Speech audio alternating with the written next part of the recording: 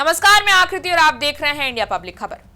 जो कांग्रेस पार्टी मुस्लिम वोटों के तुष्टीकरण के आरोपों पर अक्सर तिलमिला जाती है, वही अब एक मुस्लिम पार्टी बनकर रह गई है। और ये हम नहीं कह रहे हैं, बल्कि हालिया चुनावों के नतीजे और समीकरण बता रहे हैं। जहां असम विधानसभा चुनाव 2026 के नतीजों ने राज्य के पारंपरिक मुस्लिम वोट बैंक की एक नई कहानी लिखती है। बदरुद्दीन अजमल की AIUDF जो कभी किंग मेकर थी, उसका वोट शेयर 9.3% से गिरकर महज 5.46% रह गया है। और यहाँ हैरानी की बात यह है कि कांग्रेस का वोट परसेंट जो इसका तस बना हुआ है। मुस्लिम मतदाताओं के इस बदले मिजाज ने अजमल के सियासी रसूख को आधा कर दिया है। ऐसे में बड़ा सवाल यह भी है कि असम में मुस्लिम वोट आखिर किधर गया। कांग्रेस उसी पोजीशन पर खड़ी है जहां वो 2021 में थी, लेकिन मुस्लिमों के दम पर असम की रियासत में किंगमेकर की भूमिका निभाने वाली बदरुद्दीन अजमल की party all India United democratic front यानी कि AIUDF का वोट परसेंट आधा हो गया है। मुस्लिम बहुल सीटों पर एक तरफा राज करने वाली AIUDF को इस बार ऐसा झटका लगा है जो उसने कभी सोचा भी नहीं होगा। ऐसे में अब सवाल यह है कि जो मुस्लिम वोट AIUDF से छिटक कर अलग हुआ, वो आखिर गया कहां।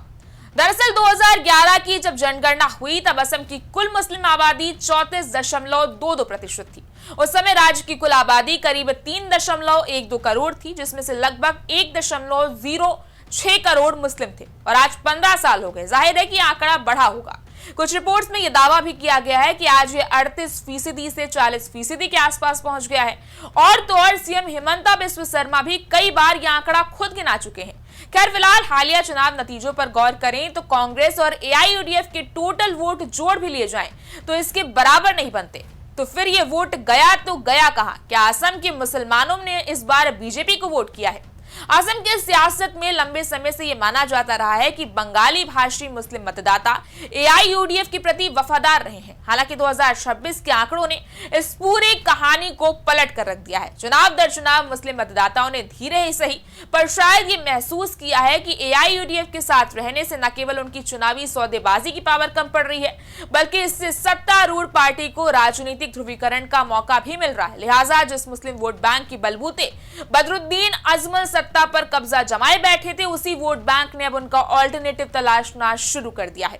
AIUDF का वोट शेयर 9% से गिरकर 5% पर आना इस बात का साफ संकेत है कि पार्टी के पारंपरिक वोट बैंक में तगड़ी सेंध मारी हुई है। बात करें कांग्रेस पार्टी की, तो उसके लिए तो ये आंकड़े खुशी और गम दोनों साथ लेकर आए हैं। गौरतलब है कि 2021 में करीब 29.7% वोट हासिल करने वाली कांग्रेस 2026 में भी लगभग उसी आंकड़े के इर्द गिर्द ही खड़ी है। हालांकि पार्टी अपना वोट परसेंटेज बढ़ाने में नाकाम रही है, लेकिन उसने AIUDF के पतन के बीच खुद को मुस्लिम और सेक्युलरिस्ट मतदाताओं के लिए एक इकलौता ऑप्शन के रूप में पेश किया है। जहां मुस्लिम मतदाताओं का एक बड़ा हिस्सा जो पहले AIUDF की ओर जाता था, इस बार स्ट्रैटेजिक वोटिंग के तहत कांग्रेस की ओर चुका है, ताकि वोटों का बिखराव रोका जा सके।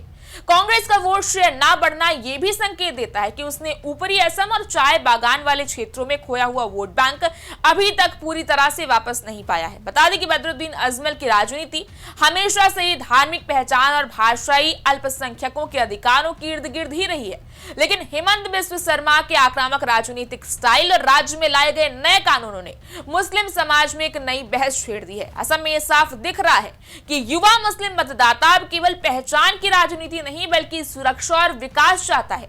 और कहीं ना कहीं इसीलिए उन्हें यह लग रहा है कि AIUDF की मौजूदगी भाजपा के लिए चुनाव को हिंदू बनाम मुस्लिम की लड़ाई में बनाने में मदद करेगी।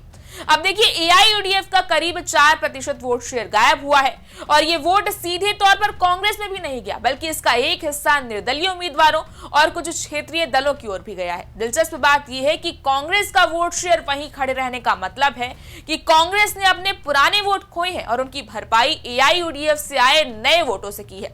यानी कांग्रेस के अंदर ही कुछ इनपुट आउटपुट का गेम चला है, जहां कुछ हिंदू मतदाता भाजपा की ओर खिसके और उनकी जगह मुस्लिम मतदाताओं ने ले ली। जाहिर है कि असम में भाजपा ने बेहद चालाकी से माइनॉरिटी वोट को तोड़ने पर काम किया। सरकार की योजनाओं जैसे कि ओरोनोदोई योजना का लाभ बिना किसी भेदभाव के सभी समुदायों तक पहुंचा, जिसने मुस्लिम समाज के एक छोटे लेकिन महत्वपूर्ण हिस्से, खासकर स्वदेशी मुस्लिमों जैसे कि गोरिया मोरिया को भाजपा की ओर आकर्षित किया। ऐसे में जब AIUDF एआईयूडीएफ कमजोर पड़ी और कांग्रेस आगे नहीं बढ़ सकी तो इसका सीधा फायदा हुआ सत्तारूढ़ गठबंधन को। विपक्ष का गठबंधन टूटना और फिर अलग अलग चुनाव लड़ना एआईयूडीएफ के ताबूत में आखिरी कील साबित हुआ, जिससे वोटों का ऐसा बिखराव हुआ कि अजमल का किला ढह गया।